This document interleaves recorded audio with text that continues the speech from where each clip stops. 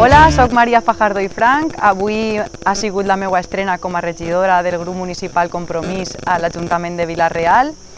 Hem tingut una sessió plenària, la veritat que molt plena de gent. Des d'ací agraïsc a totes i tots els que han volgut estar fent-me suport en un dia tan especial per a mi. I des del grup municipal Compromís avui hem presentat una moció per declarar les emergències humanitàries com a preferents.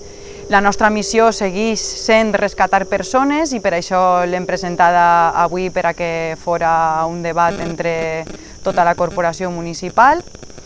I res, avui ha sigut la meva estrena, espero que durant aquests 4 anys poder aportar moltíssim més perquè així per al que hem vingut és per a treballar per el poble i per la ciutadania vilarealenca i espero que no decebrà ningú, per suposat.